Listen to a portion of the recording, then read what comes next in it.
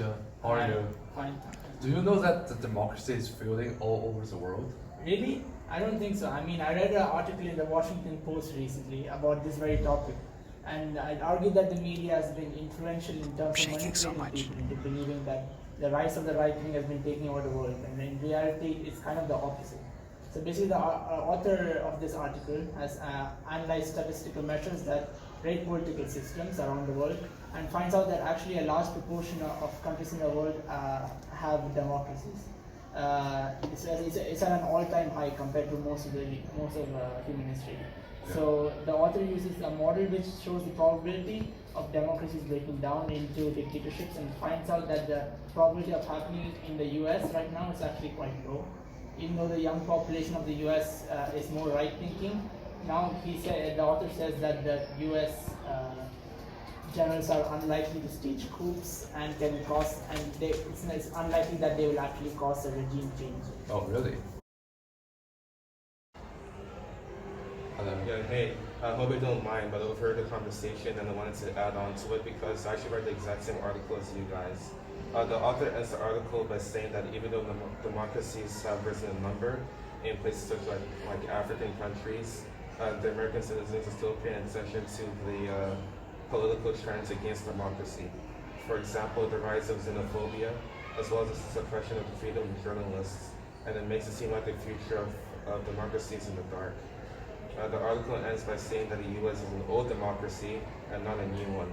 So while these trends are worrying, the outright shift to fascism and dictatorship probably will not happen.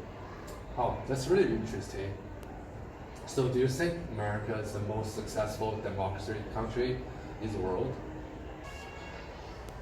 But the problem is, that's not really a theoretical question, is it? Okay, Matthew, you're right. So what about the question, how does knowledge obstacles and ways of knowing interact during the acquisition of knowledge? That's a very good primary knowledge question. Let's investigate that a little bit. So what do you think is played for it? Well, in my opinion, faith and emotion cause fragmentation of knowledge. Therefore, acquisition is very limited. Yeah, do you have evidence to prove this claim? Actually, I do. I read an example of this claim that stems from the natural sciences.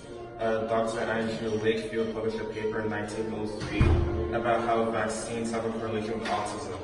Although his paper was later debunked and falsified, and his medical license was taken away from him, the media popularized this study, and this misinformation led parents to become hesitant to allowing their children to have vaccinations.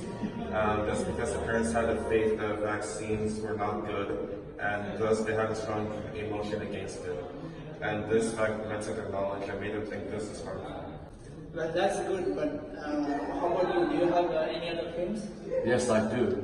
I believe that the answer to our knowledge question is language and imagination interact, which causes the acquisition of knowledge to be restricted. Support your claim. Sure. The best examples of this claim is in arts. For example, the song Kung Fu Fighting by Douglas in 1974. In this song, Douglas is trying to mock Chinese people doing Kung Fu in a stereotypical way, and also refers to stereotypical Chinese names and a stereotypical image of Chinese people just living in Chinatown. He's using his own imagination to fulfill his perspective to Chinese people, and he's using his language to spread his imagination. When people listen to his idea, and which is really biased, they will be restricted their knowledge of Chinese people will be restricted. Okay, that makes sense, but then how can both of these claims be true? That's a good question. Let's try and synthesize and combine these claims. Okay, so basically both these claims involve the restriction of acquisition of knowledge, and therefore the knowledge that is acquired using the ways of knowing will be biased and fragmented, right? Yeah. Wow, that's really cool. So what are some difference about our claims? So basically, for the artist and the vacuum from the autism, the faith and emotion that is used to acquire the knowledge by people is more personal rather than shared. When people are reading the article, the faith and emotion they use will be used to process the information and potentially fragmented, will be different from other people who use the same basic faith. This is because basically there are many types of faith, and while some people might believe what Andrew Wakefield is saying is right, there are others who hold doctors who maybe do not hold doctors in such high regard due to personal experiences, and therefore they don't really have much faith in the fact that vaccines do cause autism. On the other hand, the R less for the arts with the Song Kung Fu fighting is more connected with shared knowledge rather than personal knowledge. While it is true that the language used in the Song Kung Fu fighting is used to create biased perspectives, the second part of imagination is more apparent when the person with the biased perspective is sharing the knowledge with other people.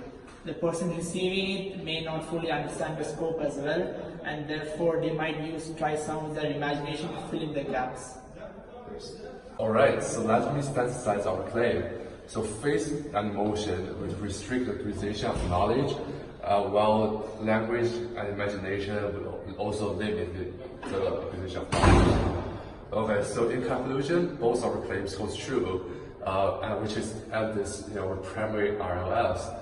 The first claim holds true in our primary RLS because some people have the faith that democracy is feeling, which would promote a strong sad emotion in themselves, which makes them which reinforce the idea that democracy is feeling in their own mind, which shows that the first claim is more true about personal knowledge.